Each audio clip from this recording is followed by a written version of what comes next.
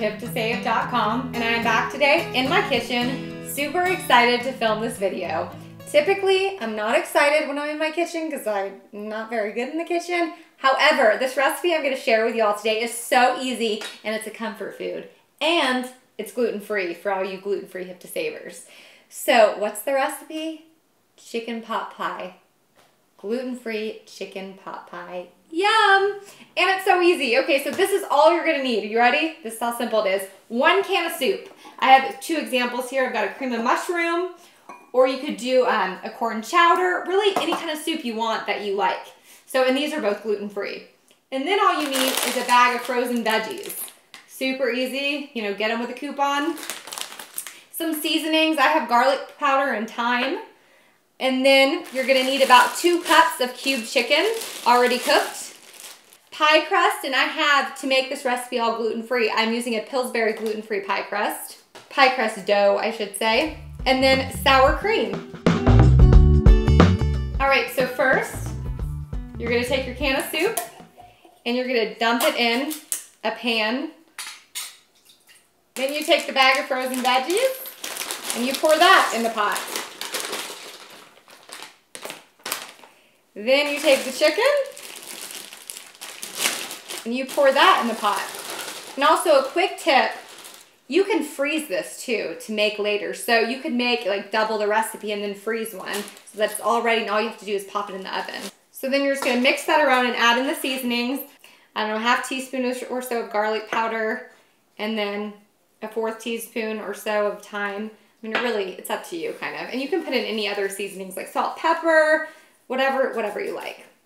All right, and then all you're gonna do is throw this on the stove top, heat it up on about medium just till it's pretty warm. And you'll obviously wanna stir it occasionally. Okay, so while that's heating up, you're literally gonna get some parchment paper and take out about a 16-ounce container of pie crust and take about half of the dough. I mean, I personally think the dough is the best part, so I usually do like 3/4. I mean, who doesn't love like crusty pie crust? So then you're just gonna knead the dough for a bit, just to make sure that it's ready to be rolled out. Okay, and once you've done that, you'll just add another piece of parchment paper to the top.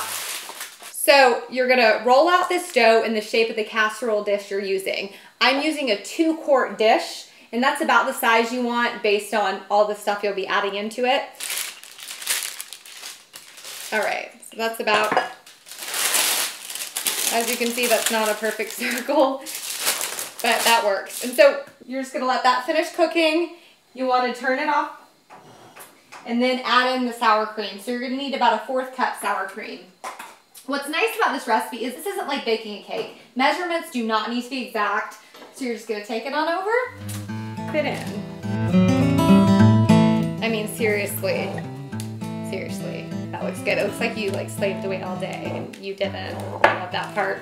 Okay, so then you take your little pie crust that you did and you carefully, this is the hardest part of the whole recipe. Okay, so you put it on like that, and then you're just gonna peel it off the parchment paper. All right, so, and then you just kind of try to form it on your own as much as you can. You just want there not to be that many like little holes, so that way the stuff doesn't seep through. All right, so that's basically what it looks like. It's not, doesn't look like anything pretty yet, but once it cooks, it's amazing. And then you can take a little knife if you want to be fancy and cut some little lines in it to give it that little, you know, the little chicken pot pie appearance. So there is the result prior to cooking, what it's gonna look like. And then you're just gonna throw it in the oven at 425 for 20 to 25 minutes. I mean, I would just keep checking and just see if it's like kind of golden brown on the top. All right, so once it's been about 20-25 minutes and it looks golden brown and yummy, it's ready to be taken out. Of course, you wanna let cool for like, you know, 10 to 15 minutes, and then it's like ready to eat. And oh my gosh, comfort food galore. That's amazing. I was thinking a fork, but maybe a spoon does make more sense. So anyway, Try this. Oh my gosh. That is so good.